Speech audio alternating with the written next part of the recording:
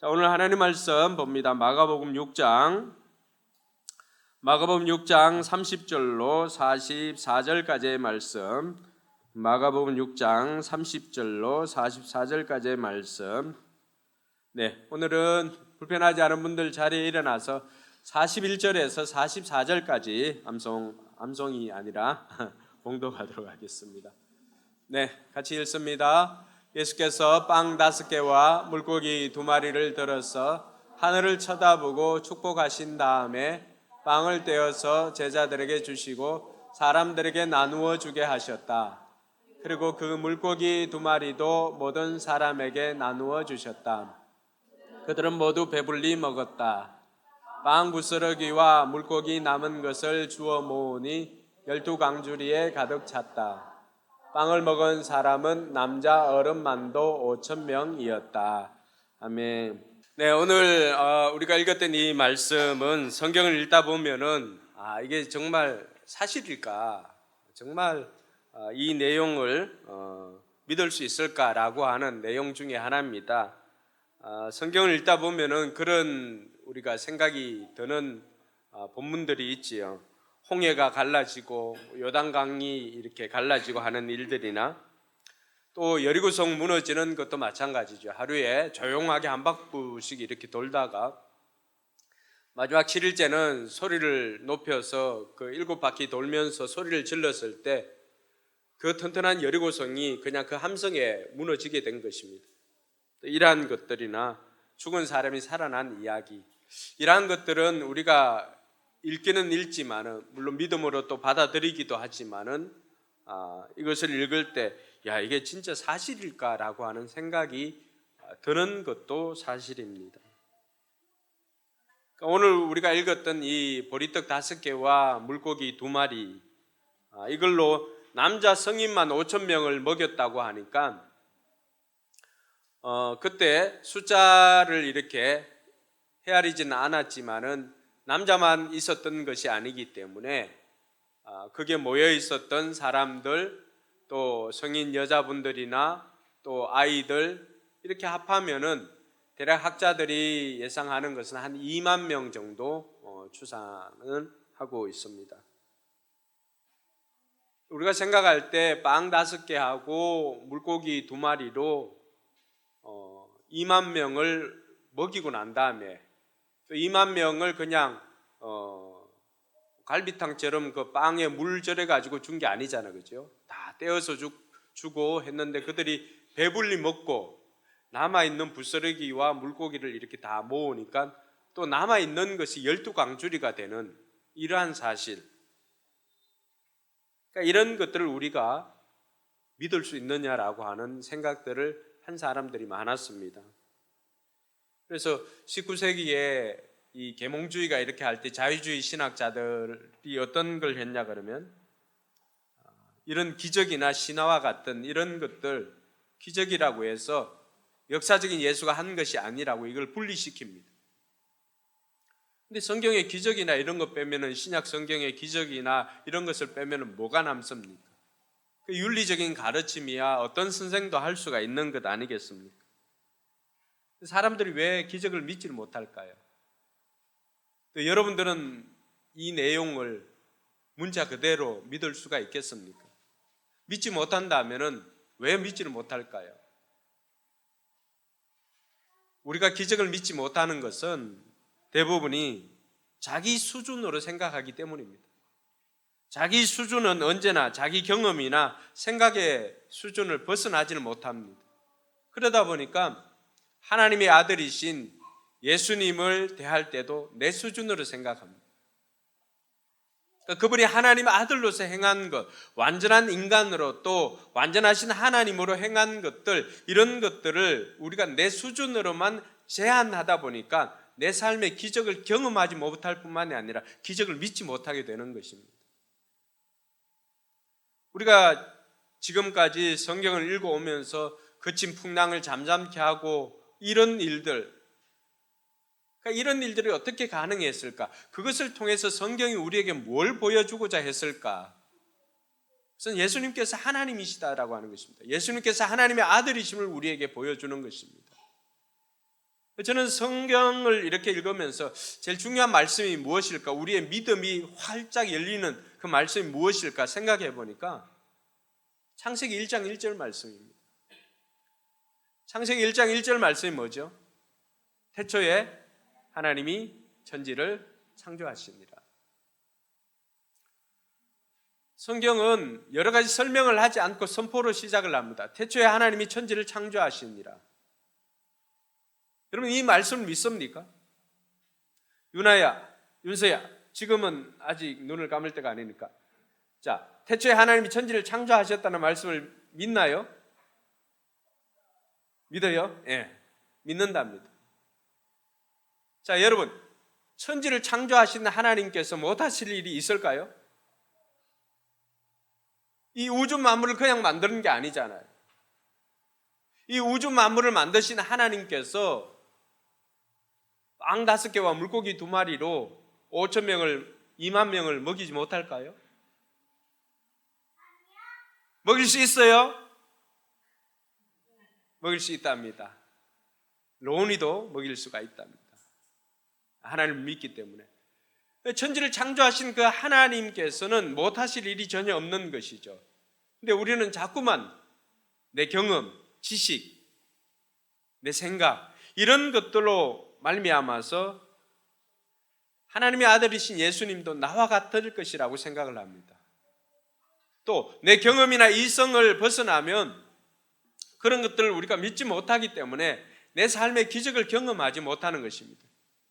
그래서 특별히 본인이 좀 이성적이다라고 하는 사람들, 납득이 안 되면 믿지를 못하는 사람들이 있지 않습니까? 그런 사람들은 자꾸만 내 경험에 하나님을 제한시키지 말고 그분이 행하신 그 일들을 그냥 따라가면서 그분이 어떻게 내 삶 가운데 역사하실까를 기대하고 믿음으로 한 걸음 내딛는 것이 굉장히 중요합니다. 오늘 말씀이 우리에게 그러한 은혜와 도전의 시간 되기를 주님의 이름으로 축원합니다. 오늘 이 오병이어가 보리떡 5개와 물고기 2마리의 기적은 왜 사실인가? 일단 기록이 그것을 증명해 주고 있습니다. 여러분, 복음서가 사복음서로 되어 있잖아요. 그렇죠? 사복음서에 어떤 저자들마다 중요한 것 넣고 어떤 사람은 빼고 한 것은 자기가 생각할 때 이것이 좀 더 중요하고 이것은 좀 더 덜한 것 같다라고 생각하고 자신이 중요하고 강조한 것을 주장하다 보니까 모든 내용들이 다 동일하게 들어있는 것은 아니거든요. 그런데 사복음서에 빠지지 않고 등장하는 2가지 내용이 있습니다. 뭘까요? 하나는 예수님의 부활하신 것과 하나가 오늘 우리가 읽었던 흔히 우리가 오병이어, 이 병이 그냥 물병 이런 게 아니죠. 떡을 말하는 것이죠. 보리떡 5개와 물고기 2마리로 5천 명을 먹인 이 사건을 기록하고 있습니다. 그럼 이것은 뭐예요? 우리는 어떤 사람이 빼거나 뭐 이렇게 더하거나 할 수가 있다라고 생각하지만 모든 복음서 저자들이 이 내용을 부활하신 예수님과 함께 기록하고 있다라고 한다는 것은 이것이 어떤 사람들이 믿지 못할 수도 있겠지만 이 내용이 뭐라고 하는 거예요? 사실이다라고 하는 것입니다. 그러니 수천 년이 지나도 여기에 대해서 태클을 거는 사람이 없습니다. 다만 내 지식과 생각과 이성의 한계로 이것을 받아들이지 못하는 사람들은 있을지 모르지만 그러나 예수님께서 보리떡 5개와 물고기 2마리로 2만 명을 먹였던 그 사건은 사실인 것을 우리에게 말해주고 있습니다. 오늘 이 사건이 어떻게 해서 진행되었을까요? 세례 요한의 죽음 그 이전으로 넘어가야 이 내용이 연결이 되어집니다. 예수님께서 6장에 보면은 제자들 둘씩을 이렇게 보내어서 전도를 하러 보냈습니다. 제자들이 둘씩 나가서 복음을 전하고 귀신을 쫓아내고 하는 그 일들을 제자들이 이제 와서 예수님께 보고를 합니다. 근데 보고를 하는 그들을 보니까 예수님께서 보시기에 그 제자들이 너무 지쳐 보이는 거예요. 그러니까 얘들아 그만하고 너희들 이제 한적한 곳에 가서 좀 먹고 쉬면 좋겠다라고 하면서 같이 휴가를 가자고 제안을 합니다. 예수님께서 휴가를 너희 가서 쉬어라라고 제안했던 내용은 여기만 나옵니다. 그래서 휴가를 가기 위해서 배를 타고 갈릴리 호숫가를 지나갑니다. 그런데 갈릴리 호숫가가 그렇게 크지는 않거든요. 이렇게 배가 떠 있는 것을 보면 먼 데서도 이렇게 보면은 다 알 수가 있습니다. 그러니 그 배가 예수님과 제자들이 탄 배라고 하는 것을 알았던 주변의 사람들이 이제는 서로 예수님에 대한 소문을 듣고는 몰리기 시작합니다. 그래서 마을마다 지나가면서 야, 예수님이 저 건너편으로 갔다고 하더라. 예수님 만나면은 좋은 일이 생긴다고 하더라. 이렇게 하니까 사람들이 몰리기 시작했습니다. 그래서 그 사람들이 서로 연락해서 예수님과 제자들이 건너편으로 한적한 곳에 가서 좀 거기서 쉼을 누리려고 했는데 그곳에 가보니까 이미 그 사람들이 먼저 와서 예수님을 기다리고 있습니다. 사람들은 걸어서 이동을 했고 이 예수님과 제자들은 배를 타고 이동을 했지만 그것을 따라잡기엔 충분한 시간이었습니다. 제자들이 앉아서 사람들이 많이 오고 가니까 밥 먹을 시간도 없어가지고 예수님께서 이 제자들에게 쉼을 허락했었는데 그것마저도 여의치 않은 것이 이 제자들과 예수님의 삶이었습니다. 휴가지까지 따라와서 자신들의 그 피로를 채워달라고 하는 그들을 보면서 짜증날 만한 그런 상황 아닙니까? 근데 우리 예수님께서는 그 큰 무리를 보시고는 짜증내지를 아니하십니다. 오늘 34절에 보면은 예수께서 배에서 내려서 큰 무리를 보시고 그들이 마치 목자 없는 양과 같으므로 그들을 불쌍히 여겼다. 그래서 그들에게 여러 가지로 가르치기 시작하셨다. 그렇게 되어 있습니다. 양은 목자의 형편을 살피지 않지만 목자는 양의 형편을 살피는 것을 우리에게 가르쳐 줍니다. 예수님께서 모인 무리를 보니까 어떻다고 말합니까? 목자 없는 양과 같아. 목자 없는 양과 같다. 여러분 이것은 비유잖아요. 목자 없는 양 어떤 느낌이 듭니까? 양들에게 있어서 목자는 절대적인 존재입니다. 양들은 시력도 좋지를 않고 멀리 보지를 않습니다. 그들은 앞만 보고 이렇게 가기 때문에 그리고 목자가 돌봐주지 않으면은 그들은 너무나 게으르게 있을 그런 종류입니다. 그러니 목자에게 양이에게 목자가 없다라고 하는 상황은 그들에게 아무런 희망도 없고 살 소망도 없고 그런 존재인 것을 말해주고 있습니다. 우리가 지난번에도 살펴봤지만 희망이 없는 사람들. 그러니 예수님께서 그들을 보시고 어떤 마음을 가졌겠습니까? 목자 없는 양과 같은 그들을 보면서 예수님께서는 그들을 불쌍히 여겼다 그렇게 말합니다. 그럼 이 불쌍히 여겼다는 마음이 우리에게 잘 와닿지 않을 것 같지만 그냥 쟤들 불쌍하다 이런 정도가 아닙니다. 다른 복음서에 찾아보면 예수님께서 저들을 보고 민망히 여겼다라고 했는데 이 민망히 여겼다라고 하는 단어를 우리가 이 원문에 찾아보면은 이 창자가 끊어질 것 같은 아픔입니다. 저들을 보니까 도와주는 목자가 없으니까 진리로 인도할 수가 없으니까 희망이 없이 하루하루를 살아가는 저들을 보니까 육신은 살아있는지 모르지만 영혼은 죽어있고 거의 모든 사람들이 죽어있는 것 같은 그런 안타까운 모습을 보고 예수님께서 창자가 찢어질 것 같은 그런 통증을 경험을 했다라고 하는 것입니다. 그래서 예수님께서 저들을 보니까 양은 이렇게 휴가지까지 찾아와서 자기의 피로를 채워달라고 하는 저들을 보면서 조금은 불편한 존재인 것 같지만 예수님 볼 때는 양들은 불편한 존재가 아니라 살려야 할 존재인 것으로 본 것입니다. 오늘 이 말씀이 저와 여러분들에게 복음이 되기를 주님의 이름으로 축원합니다. 주님께서는 우리를 불편하게 여기시는 것이 아니라 우리를 살려야 할 존재로 보신다고 하는 것입니다.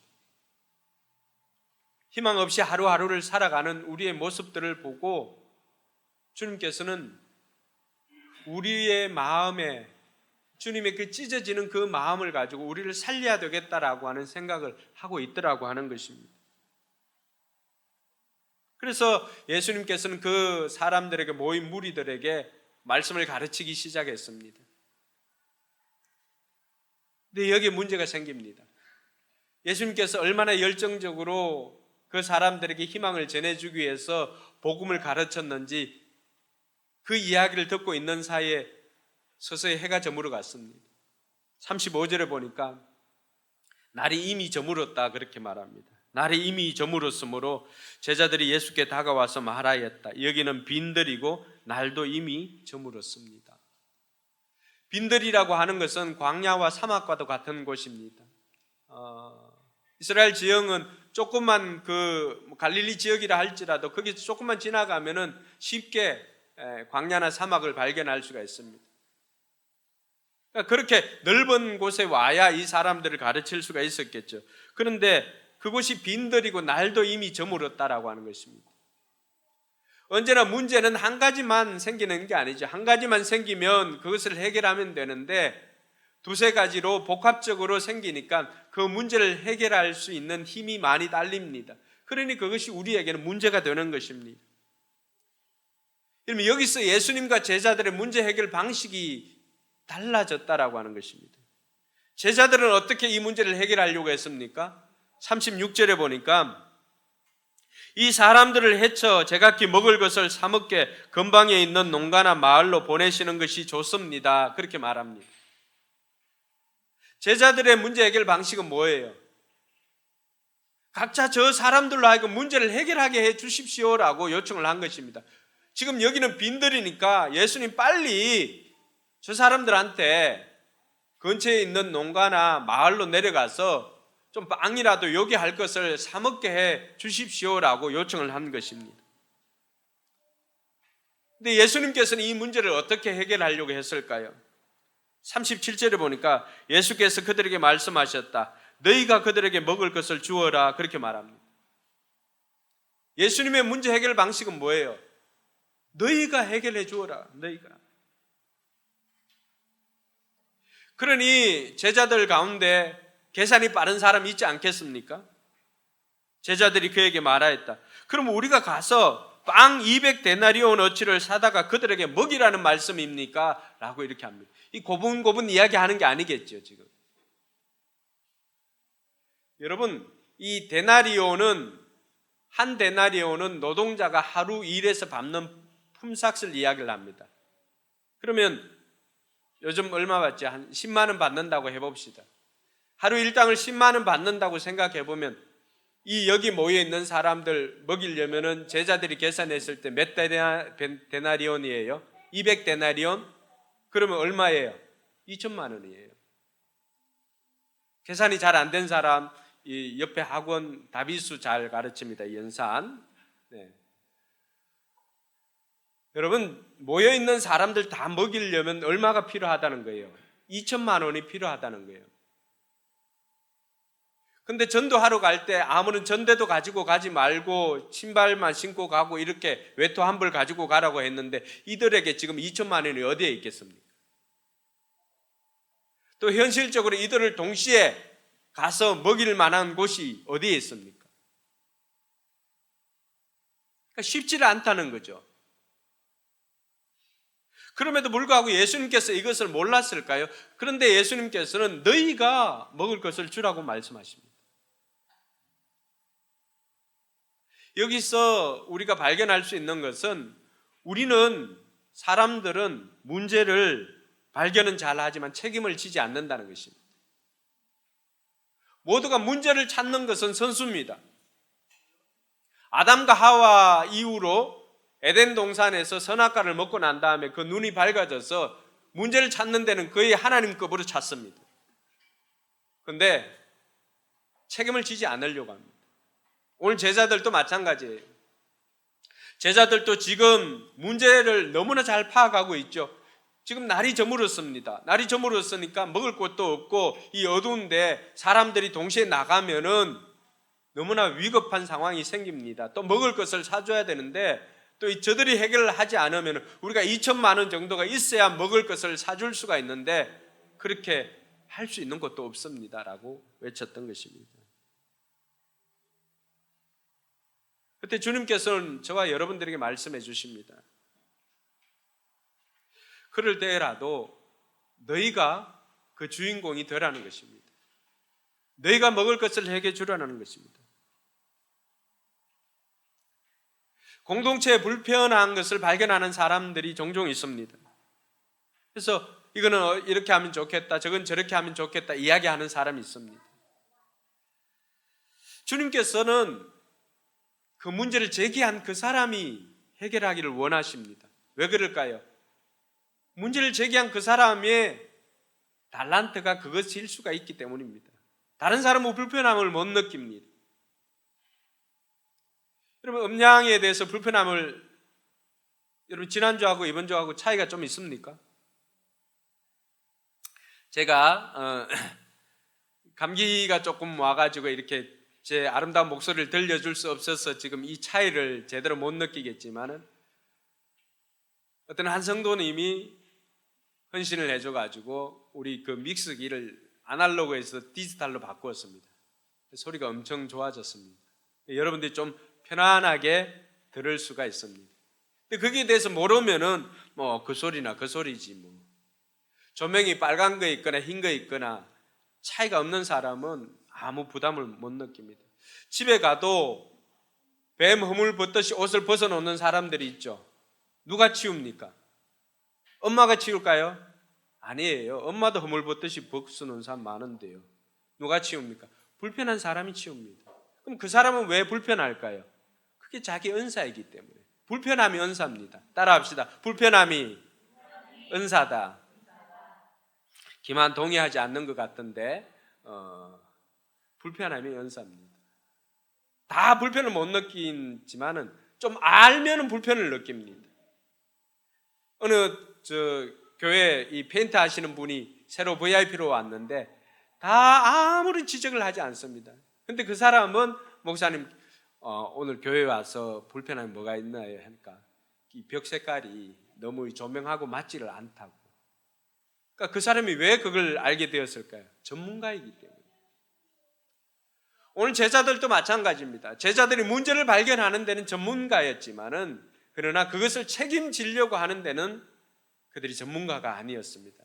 주님께서 그들에게 말씀해 주시는 것은 우리가 문제가 있었을 때 그 문제가 여러분 눈에 띄고 또 불편한 것들이 여러분의 눈에 띈다면은 주님께서는 그 일을 당신이 하기를 원하신다라고 하는 것을 우리에게 말씀해 주십니다. 하나님께서 우리에게 너희들이 먹을 것을 주라고 했을 때 말씀하신 분은 누굽니까? 예수님이시잖아요. 그러면은 그 일들을 책임지기 위해서 나선다면은 누가 그 일들을 마무리해 줄까요? 책임은 예수님이 지십니다. 할렐루야. 교회 일도 마찬가지입니다. 말씀하신 분이 책임져 주시는 것입니다. 그렇지만 다만 예수님께서는 우리에게 하나님께서 우리가 그 기적의 주인공 되기를 원하신다라고 하는 것입니다. 오늘 저와 여러분들에게도 공동체에서 겪는 여러분들이 교회에 왔으나 아니면 가정에서나 불편함을 겪는 것들이 있을 것입니다. 또 문제를 찾아낸 것도 있을 것입니다. 그럴 때 주님께서는 그걸 가지고 누구에게 맡기기보다는 여러분들이 그 일을 하기를 원하신다라고 하는 것을 오늘 저와 여러분들에게 들려주시는 것입니다. 두 번째로 우리가 기억할 것은 제자들은 너희가 먹을 것을 주라고 했을 때 제자들은 핑계를 찾지만 예수님은 방법을 찾습니다.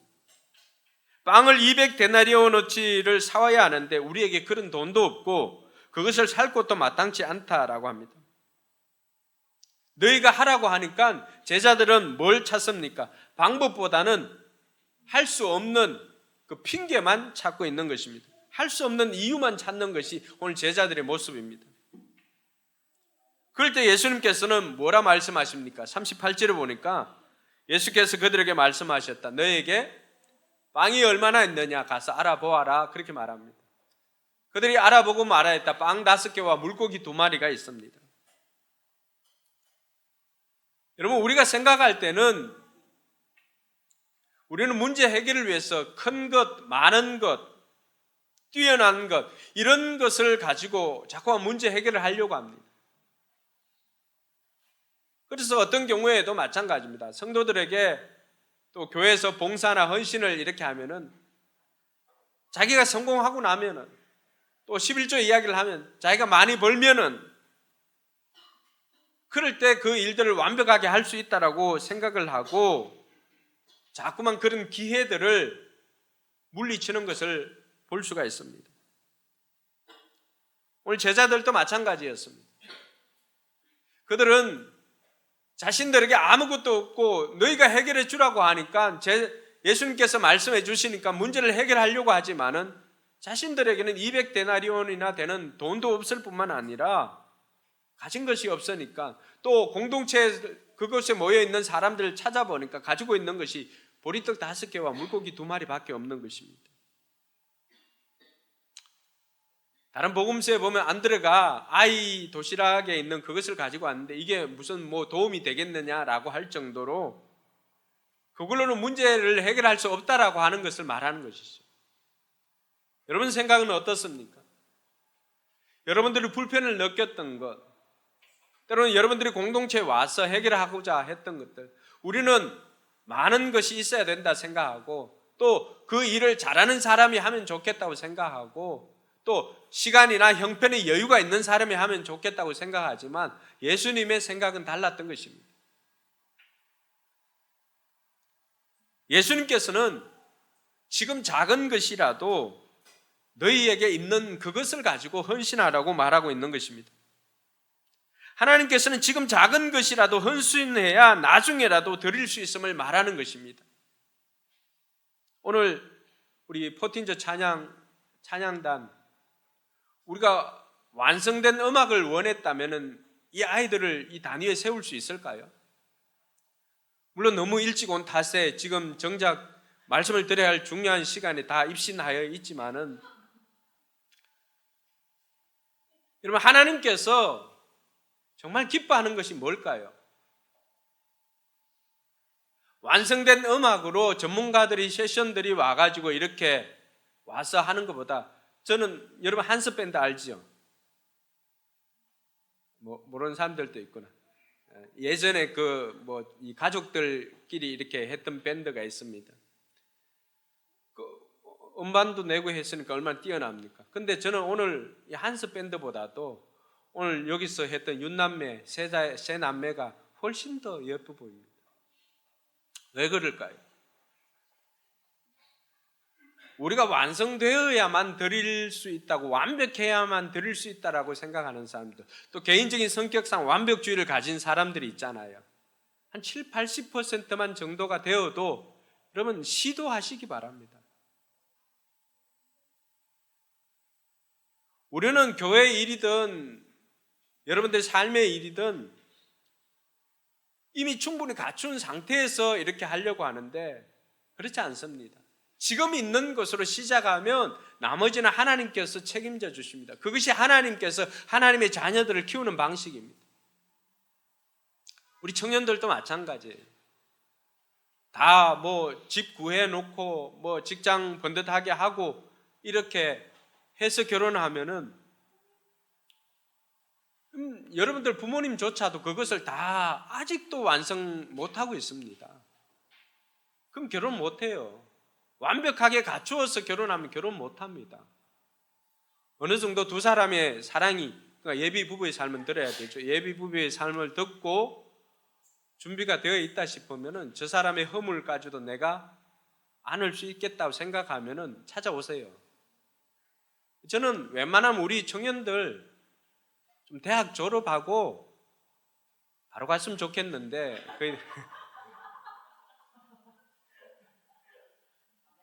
아니 내가 해보니까 그게 좋더라고. 철모를 때 좀 알면 이것저것 따진다고 안 가요. 그렇게 따져서 맞는 사람이 여러분 옆에 있는 사람입니다. 만족하세요. 자세하게는 더 묻지는 않겠습니다.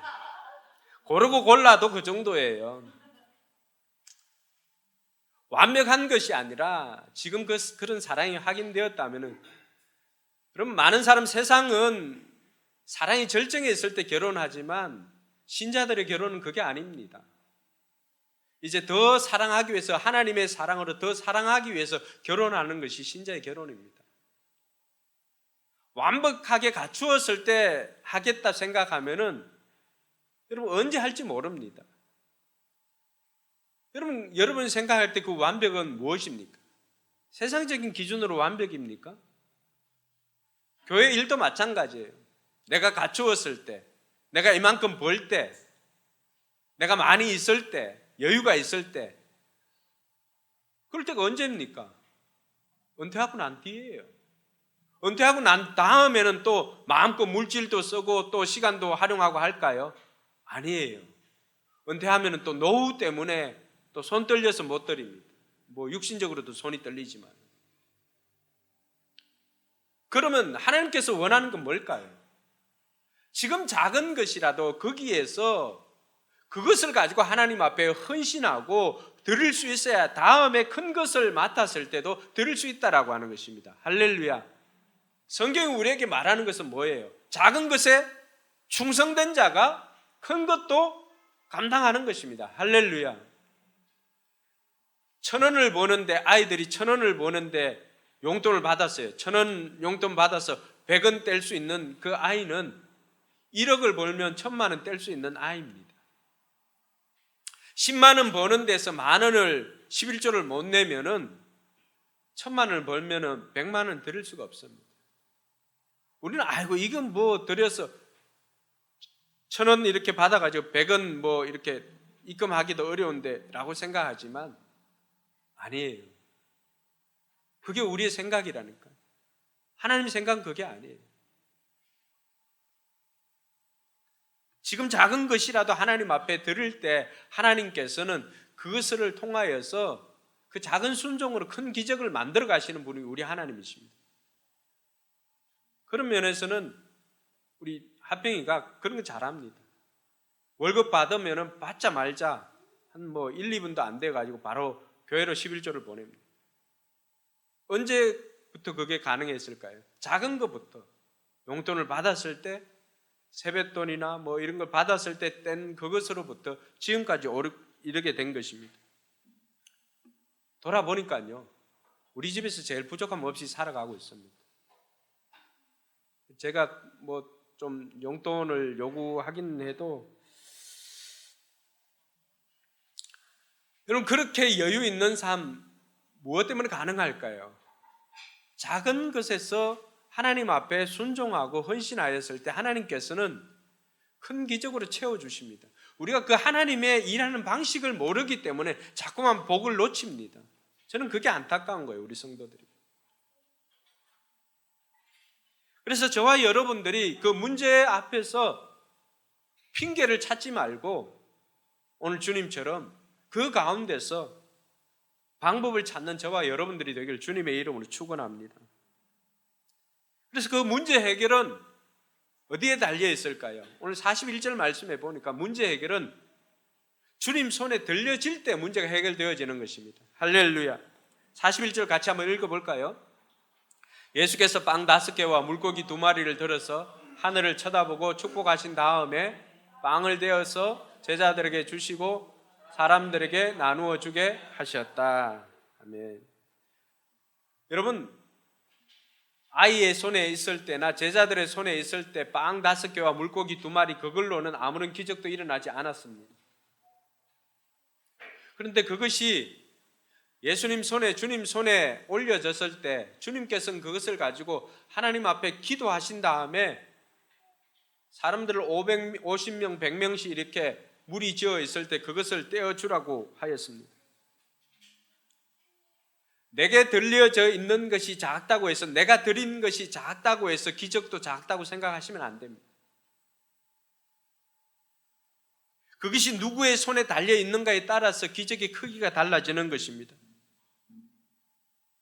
작은 것이지만, 비록 작은 것이나 이게 뭐 하나님 나라에 무슨 도움이 되겠냐고 생각할 정도로 작은 것이지만, 그러나 하나님께 순종하여서 그것을 주님 손에 올려드렸더니만 주님께서는 그 작은 것이지만 큰 기적으로 바꾸어 주셨습니다. 할렐루야. 우리가 알고 있는 모세가 있습니다. 모세는 하나님께서 이스라엘 백성들을 인도하여 내라고 했습니다. 그럴 때 모세가 계속해서 변명합니다. 저는 입이 둔합니다. 하나님께서는 말 잘하는 아론을 붙여주셨습니다. 정말 하나님께서 원했던 건 뭘까요? 모세가 그 주인공이 되기를 원했습니다. 그렇지만 모세가 자꾸 변명을 하니까 어떻게 합니까? 그렇게 해서라도 연약하지만은 옆에 도울 사람은 붙여줍니다. 그러면서 하나님께서 자꾸만 제가 사람들 앞에 바로 앞에 가서 누가 널 보냈냐 하면 제가 무슨 말을 하겠습니까? 라고 하니까 하나님께서 뭐라고 했습니까? 네 손에 지금 뭐가 있냐? 지원아, 네 손에 지금 뭐가 있니? 네 손에 지금 뭐가 있어? 펜이 있지. 그래서 모세가 지팡이 있는데요? 이러니까 그 지팡이 던져보라고 합니다. 던져보니까 뱀이 됐다가 또 잡아보라고 합니다. 잡았다가 그 손을 이 품에 넣어보라고 합니다. 넣어보니까 또 문둥병이 됐다 또 다시 넣어보라고 하니까 다시 낫게 됩니다. 걱정하지 말고 네가 가지고 있는 그 지팡이, 네 손에 있는 그 지팡이를 가지고 가서 기적을 베풀라고 합니다. 그래서 모세가 그 말씀을 듣고 나갑니다. 출애굽기 4장 20절에 보면은 그 말씀을 이렇게 표현합니다. 같이 한번 읽어볼까요? 그래서 모세는 아내와 아들들을 나귀등에 태우고 이집트 땅으로 돌아갔다. 그때 모세는 손에 그 이제는 누구 지팡이였어요? 모세의 보잘것없는 지팡이였잖아요. 모세가 늘 양치기 할 때 들고 다녔던 지팡이예요. 근데 하나님께서는 그것을 어떻게 합니까? 그걸 하나님 앞에 헌신하며 그것을 통하여서 일하게 하시니까 그것이 누구의 지팡이가 된 거예요? 비록 모세 손에 들려져 있지만 하나님께서는 하나님의 지팡이로 사용하십니다. 할렐루야. 내가 비록 가지고 있는 것, 내 작은 시간, 내 작은 물질, 내 작은 재능, 이게 무슨 하나님 나라에 우리 교회에 무슨 도움이 될까 생각하지만 아니에요. 사탄은 계속해서 우리를 그렇게 속입니다. 주님께서 우리에게 가르쳐 주시는 것은 뭐예요? 아무리 작고 작지만은 그게 주님 손에 들려지면은 큰 기적으로 역사하시겠다는 것입니다. 할렐루야. 그래서 하나님께서 오병이어를 통해서 제 생각을 바꾸어 준 것입니다. 단순히 떡 5개 물고기 2마리로 기적을 베풀고 2만 명이나 되는 사람들이 먹었더라, 이게 아니었어요. 설교를 준비하면서 계속해서 생각했던 것들이 하나님께서는 제 생각을 바꾸어 주었어요. 오병이어의 기적은 제게는 하나님께서 제 생각을 바꾸어 주는 거예요. 이게 뭐가 될까요? 안 될까요? 우리는 핑계 찾고 문제 해결 방식이 자꾸만 다른데 주님께서 계속해서 인도해 가시는 것은 아니었어요. 문제를 해결하는 방식이 달랐던 거예요. 우리가 주인공이 되기를 원했던 것입니다. 그리고 불편함이 느껴지면 그것은 네가 한번 해보라고 하는 것입니다. 그리고 핑계를 찾지 말고 지금 없는 것 가지고 하려고 하지 말고 지금 있는 그것 가지고 해보라고 하는 것입니다. 그리고 그것이 보잘것없어도 그게 하나님 손에 들려지기만 하면은, 주님 손에 들려지기만 하면은 하나님께서는 큰 기적으로 역사해 주실 것이라고 하는 그 확신을 제게 주셨습니다. 여러분, 여러분들이 가지고 있는 시간 하나님께 한번 드려보시기 바랍니다. 여러분들이 가지고 있는 재능 하나님께 한번 드려보시기 바랍니다. 여러분이 가지고 있는 물질 하나님께 한번 드려보시기 바랍니다. 우리가 순종해서 작은 것이라도 드리면은 하나님은 큰 기적으로 역사해 주실 것입니다. 그 결과가 어떻게 되었을까요? 42절에 보니까 배불리 먹었다 그렇게 말합니다. 모두가 배불리 먹었습니다. 여러분, 하나님의 역사하심은 소외됨이 없습니다. 누가 은혜를 받고 누구는 안 받고 그게 아니에요. 모든 사람들이 다 은혜를 누리는 것이 하나님의 방식입니다. 43절에 보니까 남아있는 것들을 이렇게 주워 모으니까 12광주리에 가득 찼다라고 그렇게 말합니다. 부스러기라도, 여러분 이 부스러기 은혜를 구하였던 수로보니게 여인 기억하십니까? 하나님 나라에는 이 부스러기조차도 12광주리가 넘는다니까요. 할렐루야. 44절에 빵을 먹은 사람이 남자만 5천 명이었다. 하나님께서는 적게 드렸지만은 그 적게 드린 것을 가지고도 이렇게 넘치게 채워주시는 분이 우리 하나님이십니다. 오늘 예배 오신 여러분들이 이 하나님을 발견할 수 있기를 주님의 이름을 축원합니다. 여러분들이 집으로 가지고 갈 테이크 홈 투루, 집으로 가지고 갈 진리 하나는 있어야 되지 않나요? 그게 뭐예요? 하나님에 대한 생각을 바꾸는 거예요. 하나님께서는 내 작은 것이라도 내가 순종하여서 드리면 그것을 큰 것으로 역사해 주시는 하나님이시구나. 그거 보잘것없는 것 드렸다고 책망하거나 나무라지 않으시는 하나님이시구나. 이것 하나 찾고 가면은 우리가 한 주간도 살아갈 수 있는 것입니다. 그러니 이 일주일의 시간을, 그 바쁜 시간을 짜게 해가지고 하나님 앞에 기도도 해보고, 그 바쁜 시간을 하나님 나를 위해서 또 헌신도 하고, 그렇게 하는 것입니다. 이들을 배불리 먹여주셨던 예수님께서는 훗날에 자기 자신이 친히 십자가에 달려서 자기가 우리의 빵이 되어주셨습니다. 그래서 요한복음 6장에 생명의 빵으로 이 땅에 오셨다, 생명의 떡으로 이 땅에 오셨다고 말씀해 주시지 않습니까? 떡을 떼어 나누어 주었던 것처럼 자기의 몸을 나누어 준 것입니다. 그것을 우리가 기념하는 것이 성찬 아니겠습니까? 사랑하는 성도 여러분, 여러분들이 공동체에서 불편이 느껴지고 교회에서도 불편이 느껴지고 필요한 것이 느껴진다면 하나님께서는 그것을 여러분들을 통해서 채우기를 원하십니다. 작은 것이라도 없다고 불편하거나 원망하지 말고, 그 작은 것이라도 부끄러워하지 말고 믿음으로 드리면 하나님께서는 그것을 기쁘게 받으시고 그것을 통해서 역사하신다고 우리에게 가르쳐 주신 것입니다. 작은 순종이 없으면 큰 기적도 없습니다. 많은 사람들이 큰 기적을 바라고 자꾸만 크게 많이 이렇게 생각하지만 그렇지 않습니다. 우리 교회가 작아도 충분히 하나님 나라의 큰 기적을 만들어 갈 수 있는 것이 바로 그것입니다. 여러분, 주변에 어제 여름 성경학교 강습회도 했지만 아이들이 없습니다. 주일학교가 없습니다. 근데 우리는 예배 시간에 아이들 웃음소리가 들리고 아이들 이야기 소리가 들리고, 이 아이들이 있다는 것이 얼마나 큰 축복입니까? 이 작은 아이들이지만 하나님 앞에 올려드리면 이 아이들이 다음 세대를 책임져 갈 줄로 믿습니다. 비록 작은 아이들이지만 곧 이 아이들 통해서 우리 합창단도 만들어보고 우리 찬양단도, 우리 어린이 찬양단 만들어 봤으면 좋겠어요. 목사님, 어린이 찬양단 한번 만들어 가지고 싱어들로만 이렇게 재고, 안 그러면 입으로 부는 거,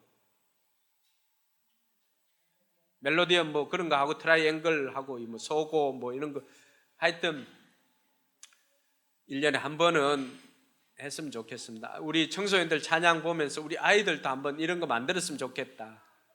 그 찬양 팀이 아니면 합창단이라도 만들어서 어린이 주일이나 이럴 때 한번 하면 좋겠다는 생각이 들었습니다. 보잘것없는 것이 아니에요.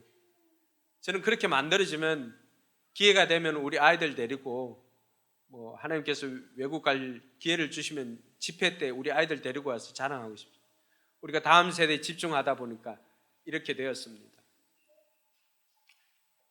그런 간증할 날이 오게 되길 주님의 이름으로 축원합니다. 사랑하는 성도 여러분, 지금 여러분들이 순종해야 할 것이 무엇이 있습니까? 지금 내가 순종해야 할 작은 것이 무엇이 있습니까?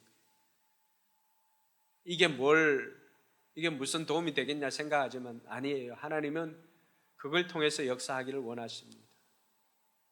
기도하겠습니다. 눈을 감고 한번 생각해 보시기 바랍니다.